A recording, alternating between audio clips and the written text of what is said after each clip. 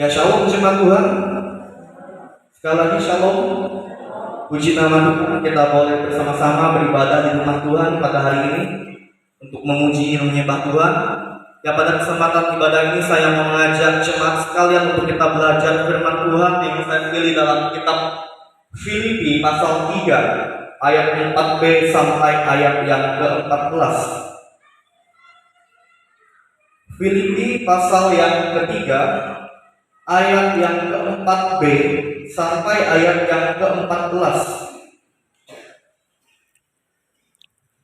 Ya, silakan jemaat Tuhan menyimak firman Tuhan ini. Saya akan bacakan untuk jemaat sekalian. Judul dari kebenaran firman Tuhan ini, kebenaran yang sejati. Ayat yang ke-4b, beginilah firman Tuhan. Jika ada orang lain yang menyangka dapat menaruh percaya pada hal-hal lahiriah, aku lebih lagi. Disunat pada hari ke-8 dari bangsa Israel, dari suku Benyamin, orang Ibrani asli, tentang pendirian terhadap hukum Taurat, aku orang Farisi. Tentang kegiatan aku penganiaya jemaat, tentang kebenaran dalam mentaati hukum Taurat, aku tidak bercacat. Tetapi apa yang dahulu merupakan keuntungan bagiku, sekarang kuanggap rugi karena Kristus. Malahan segala sesuatu kuanggap rugi karena pengenalan akan Kristus Yesus Tuhanku lebih mulia daripada semuanya. Oleh karena Dialah aku telah melepaskan semuanya itu dan menganggapnya sampah supaya aku memperoleh Kristus dan berada dalam Dia, bukan dengan kebenaranku sendiri karena mentaati hukum Taurat, melainkan dengan kebenaran karena kepercayaan kepada Kristus, yaitu kebenaran yang Allah anugerahkan berdasarkan kepercayaan. Ayat 10, yang kehendaki ialah mengenal Dia dan kuasa kebangkitannya dan persekutuan dalam penderitaannya, di mana aku menjadi serupa dengan Dia dalam kematiannya, supaya aku akhirnya beroleh kebangkitan dari antara orang mati. Bukan seolah-olah aku telah memperoleh hal ini atau telah sempurna, melainkan aku mengejarnya. Kalau aku dapat juga menangkapnya, karena aku pun telah ditangkap oleh Kristus Yesus. Saudara-saudara, aku sendiri tidak menganggap bahwa aku telah menangkapnya, tetapi ini yang kulakukan. Aku melupakan apa yang telah di belakangku dan mengarahkan diri kepada apa yang di hadapanku, dan berlari-lari kepada tujuan untuk memperoleh hadiah, yaitu panggilan surgawi dari Allah dalam Kristus Yesus. Ya, demikian jauh kebenaran firman Tuhan yang boleh Bapak Ibu Saudara simak.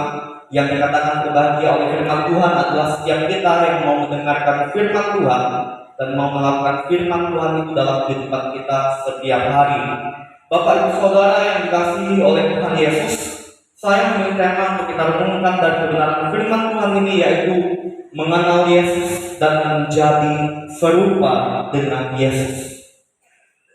Ya, Bapak Ibu Saudara, kalau Bapak Ibu Saudara merasa dan menganggap Bapak Ibu Saudara adalah Kristen, adalah pengikut Tuhan Yesus, kira-kira sampai sejauh manakah Bapak Ibu Saudara mengenal pribadi Yesus?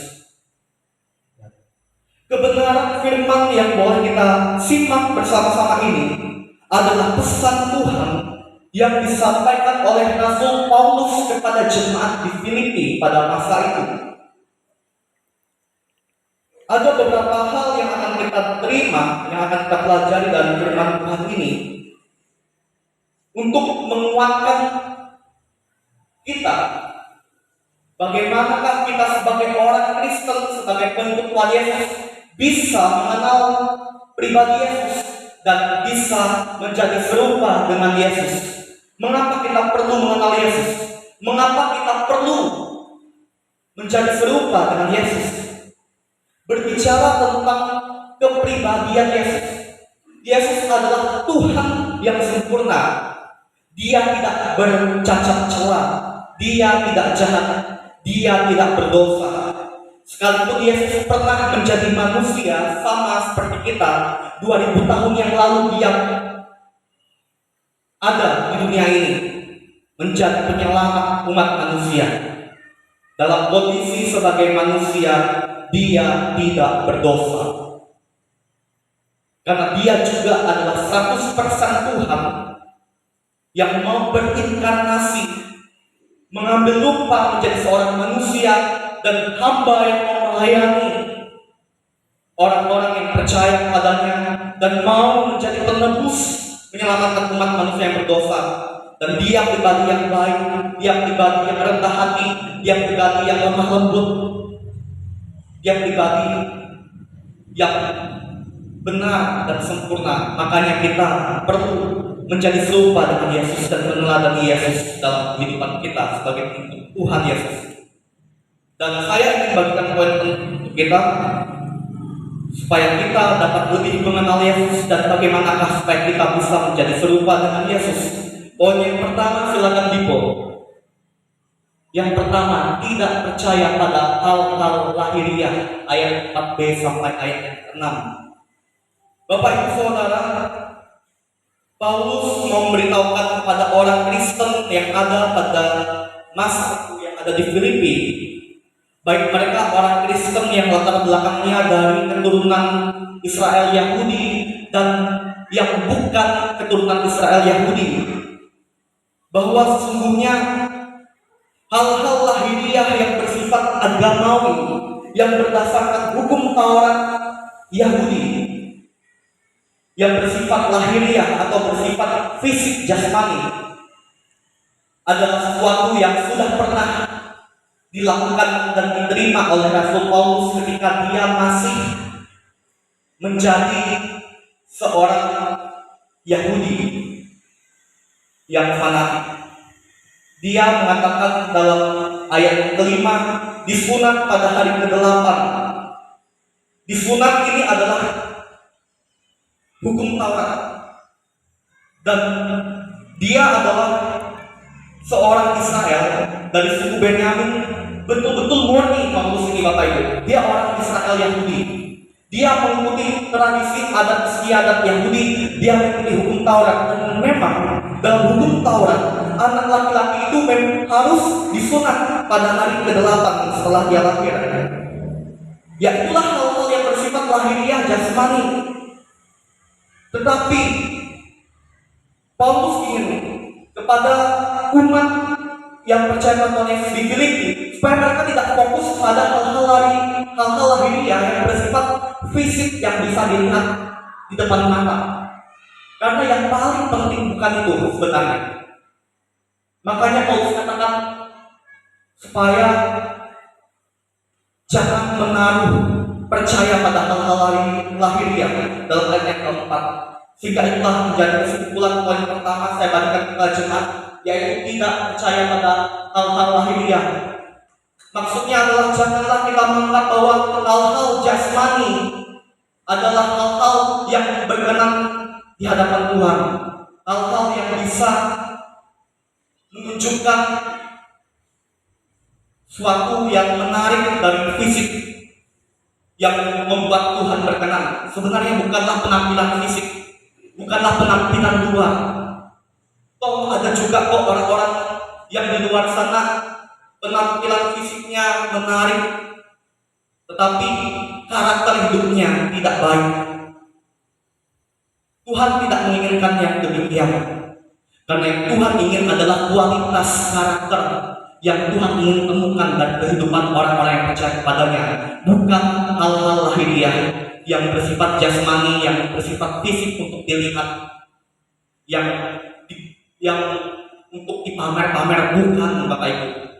Jadi hal-hal menarik apapun yang mau kita kenakan, mau jam tangan baru kah, mau antik-antik emas murni, emas kayak apakah, benda-benda mahal yang bersifat fisik untuk dikenakan, Sebenarnya bukan hal-hal yang demikian yang Tuhan kehendaki untuk menarik atau mengikat hati Tuhan. Bukan penampilan fisik, karena penampilan fisik itu hal-hal lahiriah. Bukan itu Bapak Ibu Saudara yang Tuhan kehendaki. Makanya janganlah kita percaya atau menaruh percaya kepada hal-hal lahiriah. Karena yang paling penting adalah karakter kerohanian kita yang hidup berdasarkan firman Tuhan. Ya, tidak sampai ke poin yang pertama. Poin yang kedua saya bacakan, silakan Ibu. Tidak kembali pada masa lalu, ayat 7 sampai ayat yang 9. Untuk bisa mengenal pribadi Yesus dan menjadi serupa dengan Tuhan Yesus. Tadi poin yang pertama saya sampaikan untuk kita tidak berfokus kepada hal-hal lahiriah untuk penampilan fisik ya. Sekarang yang kedua yaitu tidak kembali pada masa lalu. Setiap kita masing-masing pasti punya masa lalu yang suram atau masa lalu yang buruk. Ya, saya tidak tahu seberapa buruknya masa lalu Bapak Ibu Saudara pribadi.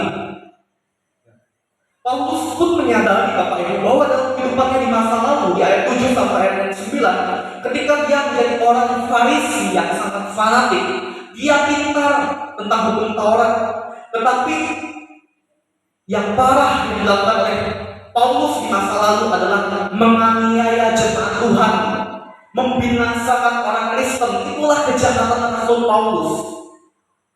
Itulah kejahatan Rasul Paulus di masa lalu. Ketika Paulus mengalami perjumpaan secara dahsyat dengan Tuhan Yesus, sampai pada akhirnya kehidupannya diubahkan karena dia bertobat dan menjadi rasul, menjadi hamba Tuhan. Dia tidak kembali kepada masa lalunya yang jahat itu, karena dia mau memandang ke depan untuk memuliakan Tuhan, mau fokus ke depan melakukan hal-hal yang berkenan kepada Tuhan. Bapak Ibu Saudara yang kasih Tuhan Yesus, oleh sebab itu biarlah masa lalu kita yang buruk itu menjadi pembelajaran buat kita supaya di masa depan kita tidak mengulanginya, tapi kita mau berubah menjadi orang yang lebih baik, menjadi pengikut Tuhan Yesus yang semakin hari semakin lebih baik dalam kehidupan kita yang memuliakan Tuhan. Janganlah kembali pada masa lalu yang buruk itu, sama seperti Paulus. Bahkan Paulus mengatakan dalam ayat 7, tetapi apa yang dahulu merupakan keuntungan bagiku, sekarang kuanggap rugi karena Kristus. Bagi Paulus, menegakkan aturan hukum Taurat, agamawi, hukum-hukum agamawi Yahudi adalah hal yang sangat hebat, yang sangat luar biasa. Bagaimana hukum Taurat itu adalah suatu yang perlu untuk diagung-agungkan, tetapi itu adalah sesuatu yang dianggap rugi bagi Paulus, karena yang paling penting bagi Paulus di dalam ayat yang ke-8b, dalam ayat yang ke-8, malahan segala sesuatu anggap rugi karena pengenalan akan Kristus Yesus Tuhan itu lebih mulia daripada semuanya. Paulus memberitahukan bahwa pengenalan akan Kristus itulah yang lebih mulia. Apalah artinya orang-orang Yahudi, mereka tahu dan pintar hukum Taurat, tetapi mereka tidak mengenal pribadi juru selamat yaitu Yesus. Pengenalan akan Yesus itu jauh lebih mulia, kata Rasul Paulus, dan inilah yang membuat pengenalan akan Yesus itu sangat bernilai, Bapak Ibu Saudara. Oleh sebab itu, sampai sejauh manakah Bapak Ibu Saudara mengenal Yesus secara pribadi? Paulus mengatakan mengenal Yesus itu akan justru itu lebih mulia daripada semua yang dia bangga-banggakan sebagai orang Farisi. Oleh karena Kristus Yesus, aku telah melepaskan semuanya itu dan menganggapnya sampah supaya aku memperoleh Kristus. Yang sangat penting bagi Kristus adalah mengenal Yesus dan hidup bagi Kristus, hidup bagi Tuhan Yesus. Apakah selama ini Bapak Ibu sebagai pengikut Tuhan Yesus, Bapak Ibu sudah benar-benar hidup bagi Tuhan Yesus, hidup melayani Tuhan Yesus? Marilah kita mau membuka hati kita untuk mau lebih lagi mengenal pribadi Yesus dan kebenarannya. Lanjut di poin yang ketiga saya mau bagikan ini, mau mengenal Yesus dan menjadi serupa dengan Yesus. Ayat 10 sampai ayat yang 11. Ayat 10 sampai ayat 11 memberikan kerinduan Paulus yang sangat mendalam ketika hidupnya telah diubahkan oleh Tuhan. Dia mau mengenal Tuhan Yesus dan menjadi serupa dengan Tuhan Yesus. Dasarnya itu adalah mau, Bapak Ibu. Ada kemauan, ada niat, keinginan. Kalau Bapak Ibu berharap menjadi orang yang baik, Bapak Ibu perlu mau menjadi orang yang baik. Kalau Bapak Ibu berharap menjadi orang yang sukses, maka Bapak Ibu juga perlu mau berusaha melakukan hal-hal untuk mencapai kesuksesan itu. Jadi dasarnya itu adalah mau, Bapak Ibu. Apakah Bapak Ibu selama ini ada kemauan, keinginan untuk mengenal Yesus dan menjadi serupa dengan Yesus? Kita perlu kemauan, Bapak Ibu, keinginan. Orang kalau tidak ada kemauan, tidak ada keinginan, mereka akan anggap apalah. Lebih baik saya keluar mencari sesuatu yang menguntungkan buat saya. Ini kan hal-hal yang bersifat keinginan yang hanya untuk kesenangan pribadi. Ini orang yang tidak punya kemauan untuk mengenal Yesus kalau yang seperti itu. Untuk apa saya datang ke gereja?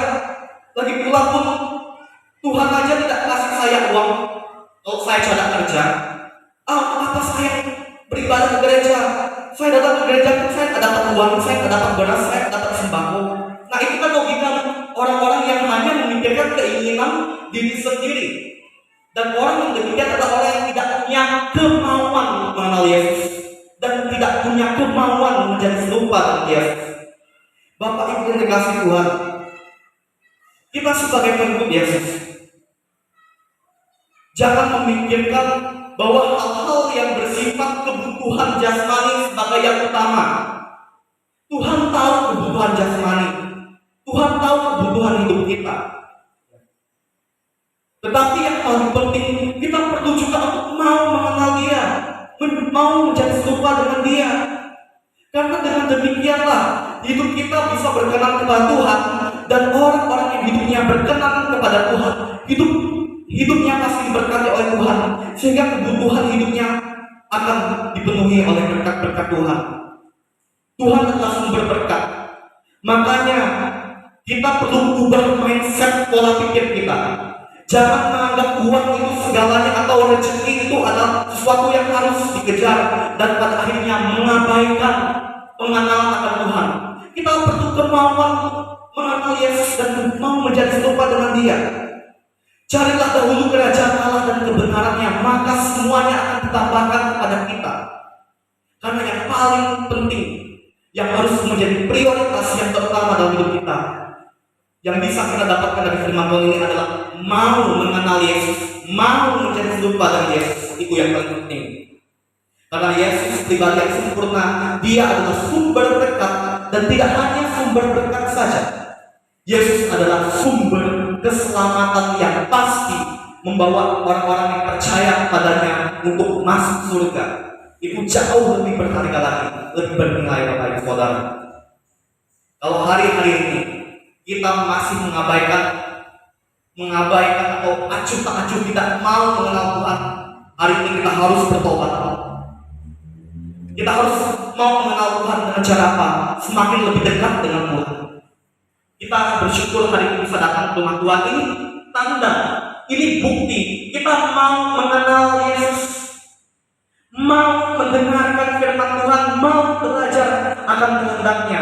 Ini poin plus buat hadirin hari ini. Inilah cara kita untuk bisa mengenal Tuhan. Waktu ibadah di rumah Uriani, ibadah rumah tangga, Gembala bahkan bagaimana kita tidak dikuasai oleh dosa iri hati dengan datang berdoa kepada Tuhan. Itu juga adalah cara kita, Bapak Ibu, untuk bisa mengenal Yesus. Karena Dia pribadi yang sempurna, Dia tidak iri hati, Dia tidak jahat.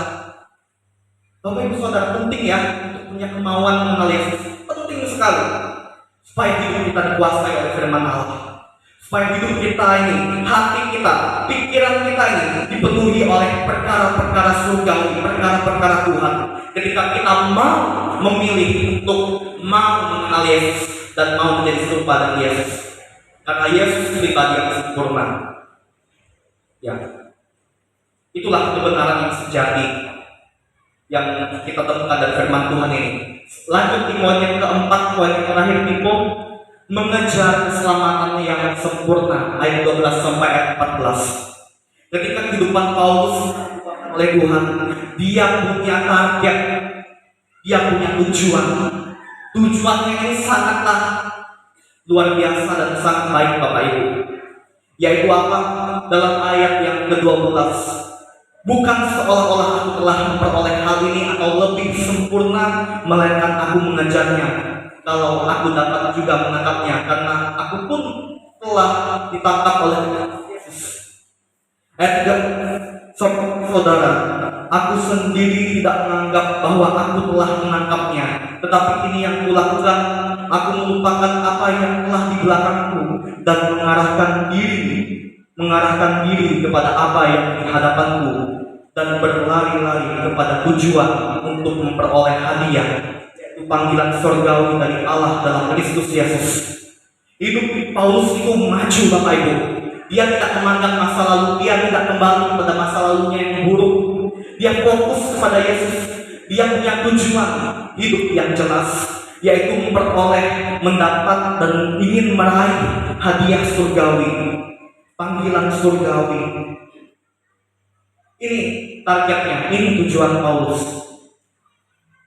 Bapak Ibu yang dikasihi Tuhan Yesus, apa yang Paulus kejar itu adalah keselamatan yang sempurna, yaitu hadiah surga dari Tuhan Yesus, yaitu keselamatan masuk surga. Karena Paulus berbuat demikian sebagai bentuk Yesus ini menjadi contoh dan teladan buat kita.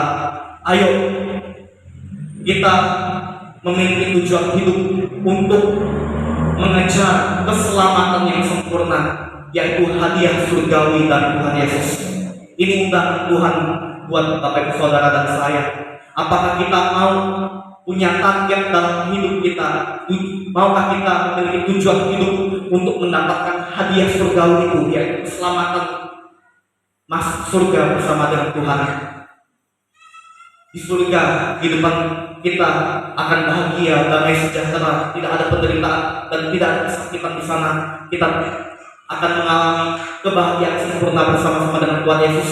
Itulah keselamatan yang sempurna itu yang Tuhan janjikan, menjadi jaminan dan kepastian bagi kita yang mau mengejarnya, mau meraihnya. Bapak Ibu yang dikasihi Tuhan Yesus, dari firman Tuhan ini, kiranya kita mau untuk mengenal Yesus dan mau menjadi serupa dengan Yesus, tidak memikirkan hal-hal lahiriah, tidak mengutamakan hal-hal lahiriah jasmani untuk dikenakan, tetapi maulah, tapi kita mau untuk mengenal Yesus dan kehendaknya, mau menjadi serupa dengan Dia. Artinya kita mau melakukan hal-hal yang benar, yang sama seperti Tuhan Yesus sudah lakukan selama Dia hidup di dunia 2000 tahun yang lalu. Dan marilah kita punya tujuan hidup untuk mencapai keselamatan yang sempurna itu. 4 poin saya bisa bagikan Bapak Ibu Saudara dari kebenaran firman Tuhan ini. Kiranya pikiran kita terarah dan fokus kepada Yesus, bukan pada hal-hal yang bersifat duniawi di kiri kanan kita, tidak mengikuti gaya hidup orang-orang dunia, tetapi kita mau hidup bagi Kristus, mau hidup memuliakan Dia, mau melayani Dia. Karena dengan demikianlah kita bisa mengenal Yesus, bisa menjadi serupa dengan Yesus, dan kita pasti bisa meraih keselamatan yang sempurna dari Tuhan Yesus. Karena itulah yang Tuhan hendaki dalam hidup kita. Itulah firman yang saya bisa bagikan kepada Bapak Ibu Saudara sekalian. Tuhan Yesus memberkati. Kita bersyukur firman, kita berdoa. Tuhan, Engkau pribadi yang sempurna. Kami mohon kepadamu, tumbuhkanlah kemauan dalam pribadi kami masing-masing untuk mau mengenal Engkau dan mau menjadi serupa dengan Engkau ya Tuhan Yesus. Engkau pribadi yang luar biasa. Ampuni kami kalau kami sebagai pengikut-Mu kami gagal melakukan kehendak-Mu. Kami mohon ya Tuhan, baharui hidup kami, baharui mindset pola pikir kami Tuhan. Tolong kami, arahkan kami agar kami mau mengenal Engkau, mau memikirkan perkara-perkara-Mu ya Tuhan, dan mau melakukan segala hal yang berkenan di hadapan-Mu dalam hidup kami, sehingga kami menjadi serupa dengan Engkau ya Tuhan Yesus. Kami ingin lebih mengenal pribadi-Mu Yesus. Tolong kami agar kami bisa semakin lebih mengenal Engkau, sehingga hidup kami tidak gampang diombang-ambingkan oleh hal-hal duniawi, hal-hal yang jahat di dunia ini. Kami mau hidup bagi-Mu Tuhan.